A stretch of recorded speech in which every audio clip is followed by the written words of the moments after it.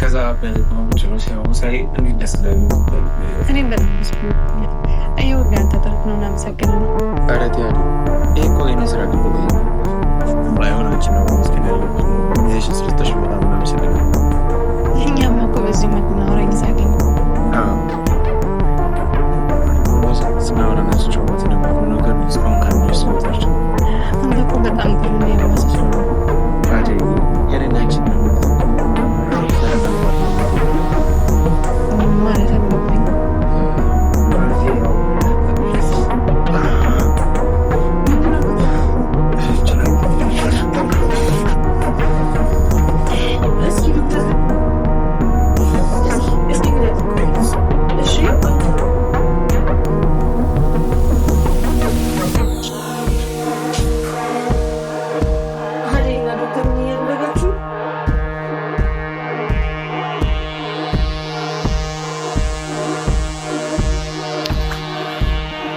ሰላም ክቡራትና ክቡራት ውድ የቻናሌ ተከታታዮች እንደምቆያችሁ። እስቲ ክቡራትና ክቡራት ውድ ቤተሰቦቼ ሰራተኛዋ አደይ እየተንዛዛ ነው ብላችሁ ታስባላችሁ? ሀሳባችሁን ኮሜንት ላይ አስቀምጡ። ዴቭ እና አደይ ከዛሬ ነገ ይጋባሉ፣ ከዛሬ ነገ አንድ ላይ ይሆናሉ ብለን ስናስብ ፈተና በፈተና እየተደራረበ እየመጣ እስቲ ውድ ቤተሰቦቼ የእውነት ይሄ ነገር ምንድን ነው?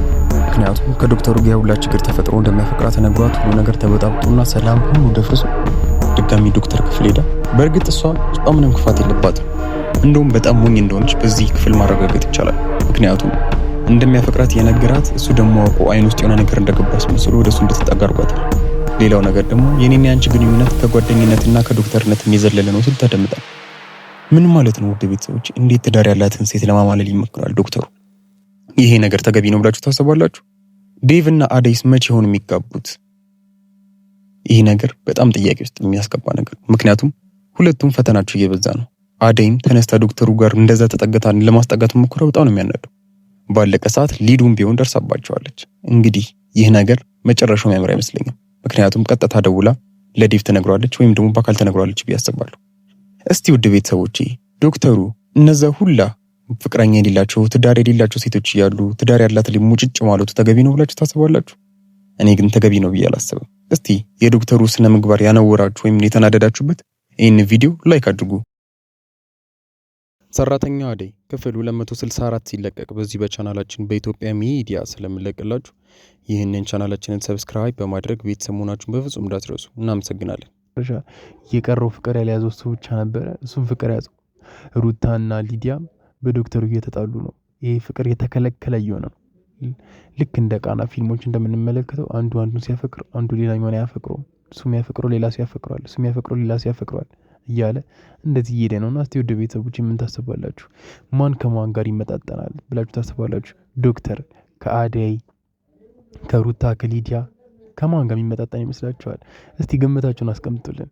ለዶክተር የትኛዋን ሴት ነው የምትመኙለት? ዶክተሩ እኔ አልደበረኝም፣ ጥሩ ሰው ይመስላል። ግን ደግሞ ፍቅር የያዘው ከተሳሳተች ሴት ነው። ምክንያቱም አደይ ማለት ፍቅረኛ ያላት እንዲሁም ደግሞ ለማግባት ትንሽ የቀራት ልጅ ነች እና ደግሞ ከዴቭ ጋር በጣም ብዙ ደስ የሚሉ ህይወትን አብሮ አሳልፏል።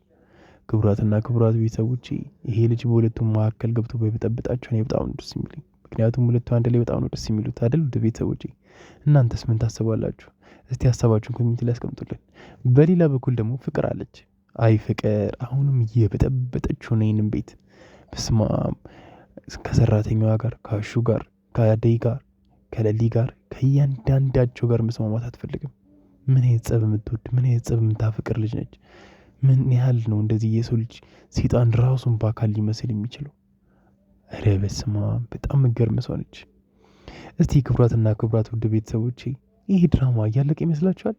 እኔ ግን ትንሽ የሚቀረው ይመስለኛል። እስከ 300 ክፍልም ሊያመራ ይችላል ብዬ አስባለሁ። እናንተስ ውድ ቤተሰቦቼ ይሄ ድራማ ይቀጥለው ወይስ ቶሎ እንዲያልቅ ትፈልጋላችሁ? ምን ታስባላችሁ? ግን ደግሞ ይሄ ፊልም ረዘመ ማጠር ዴቭ እና አደይን ቶሎ ያጋቡልን አይደል እንዴ? እስቲ በእኔ ሀሳብ የምትማሙ ቤተሰቦች ይህንን ቪዲዮ ላይ አካል ያደረጋችሁ ላይክ፣ ሼር ያላደረጋችሁም ሼር አድርጉ። ሰራተኛው አደይ ክፍል 554 ሲለቀቅ በዚህ በቻናላችን በኢትዮጵያ ሚዲያ ስለምንለቅላችሁ ይህንን ቻናላችንን ሰብስክራይብ በማድረግ ቤተሰብ መሆናችሁን በፍጹም እንዳትረሱ። እናመሰግናለን።